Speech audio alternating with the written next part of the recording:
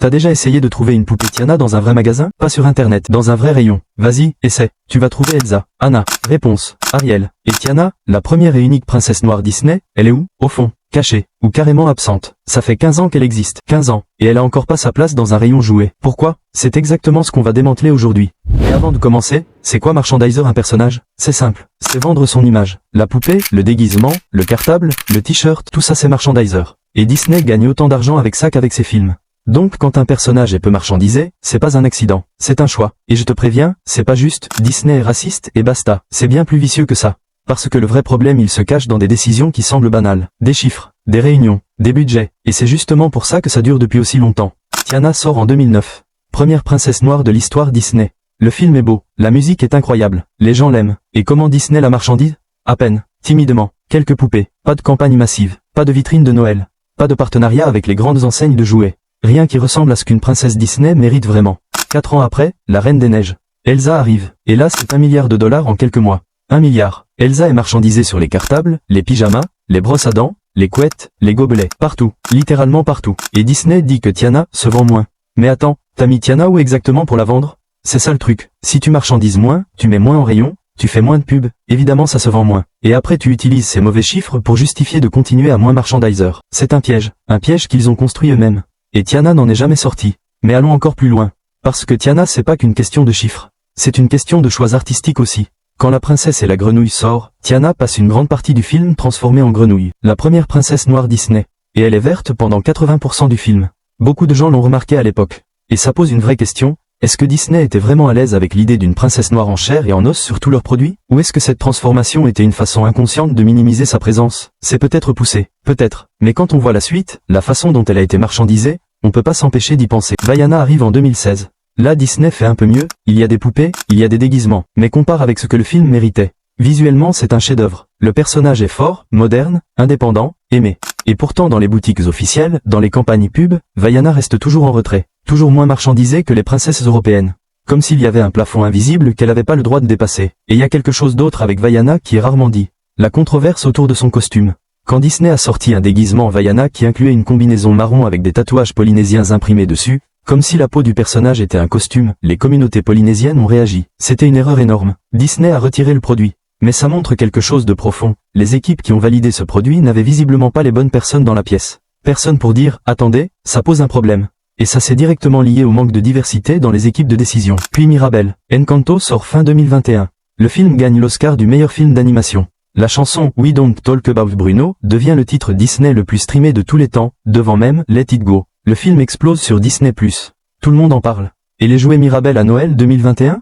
Introuvable. Les parents cherchent partout. Les rayons sont vides. Disney avait pas cru au succès d'un film avec une héroïne latina issue d'une famille non blanche. Alors ils avaient pas marchandisé assez. L'Oscar, le record de streaming, ils l'avaient pas vu venir. Ou ils avaient pas voulu le voir venir. Ils se sont rattrapés après.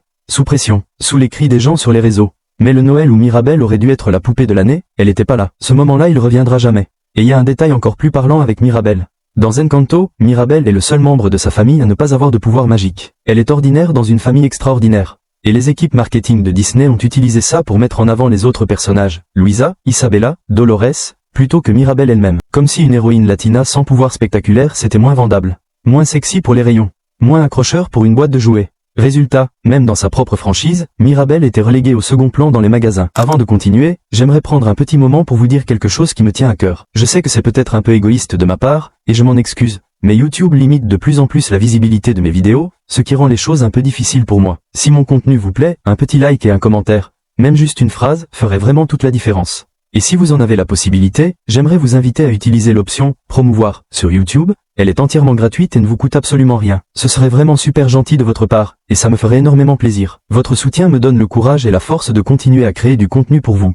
Merci infiniment. Et Iridessa, je parie que là maintenant t'es en train de te demander c'est qui. C'est exactement le problème. Iridessa c'est la fée noire de l'univers Clochette chez Disney. Elle existe dans les films. Elle a de la personnalité. Elle est attachante. Elle contrôle la lumière, son pouvoir est visuellement magnifique. Et dans les magasins, elle est fantôme. Les jouets Clochette c'est Clochette, blonde, blanche, elle brillant. Les autres fées, décoratives. Iridessa en particulier est quasi pas marchandisée. Pas de poupée seule en rayon. Pas de déguisement dans les grandes enseignes. Elle existe dans quelques coffrets et c'est tout. Une fée Disney avec un pouvoir visuellement spectaculaire, invisible dans les magasins. Et c'est peut-être le cas le plus révélateur de tous. Parce qu'Iridessa fait partie d'un univers, l'effet Disney, qui est entièrement pensé pour être marchandisé. L'effet c'est fait pour vendre des poupées, des ailes, des déguisements, des baguettes magiques. C'est le concept même. Et dans cet univers conçu pour le commerce, la fée noire est quand même la moins présente dans les rayons. Même là, même dans un univers fait pour vendre. Alors d'où ça vient vraiment? C'est quoi le mécanisme derrière tout ça?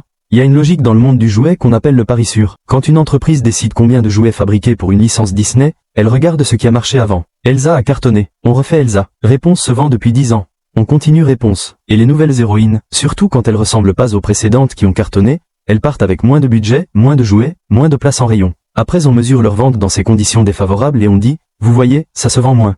C'est un piège vicieux. Et ça a l'air logique de l'extérieur. C'est ça qui est dangereux.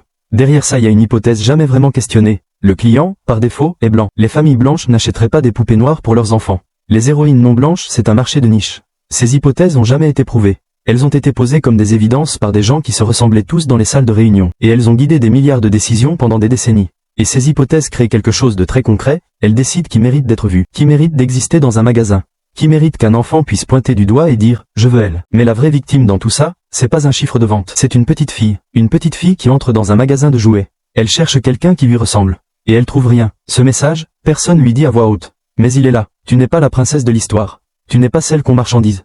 Tu n'es pas celle qui mérite une place en rayon.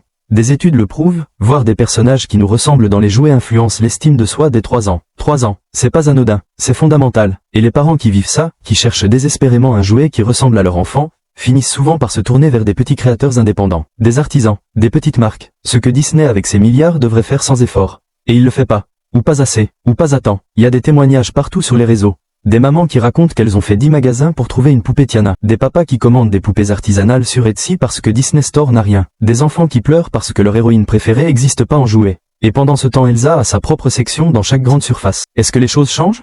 Un peu. La pression des réseaux force Disney à réagir. Mirabel a été mieux marchandisée après le buzz. Vaiana 2 sera probablement mieux traitée. Il y a une prise de conscience, lente, imparfaite, forcée, mais réelle. Mais c'est toujours réactif, jamais proactif, toujours après la polémique, jamais par vraie conviction. Et ça dit tout sur où en est vraiment la réflexion en interne. La vraie question c'est, est-ce que Disney marchandisera mieux ses héroïnes non blanches quand personne crie? Quand il n'y a pas de buzz? Quand il n'y a pas de pression? Parce que c'est là qu'on verra si les choses ont vraiment changé, ou si c'est juste de la gestion de crise. Le problème c'est pas que les gens n'aiment pas ces personnages. Tiana, Vaiana, Mirabel, Iridessa, elles sont adorées. Les fans sont là, ils attendent, ils veulent que leurs héroïnes soient marchandisées comme elles le méritent. Ils sont prêts à acheter. Le problème c'est un système qui a décidé, sans jamais le dire à voix haute, que certaines héroïnes méritaient plus de place en rayon que d'autres, que certaines petites filles méritaient plus de se reconnaître dans un jouet que d'autres. Et tant que ces décisions se prennent dans des salles de réunion sans jamais être questionnées, rien ne changera vraiment. Alors je vous pose la question, quelle héroïne vous auriez voulu voir marchandiser autant qu'Elsa? Répondez en commentaire. Moi c'est Tiana, depuis le début, depuis 15 ans.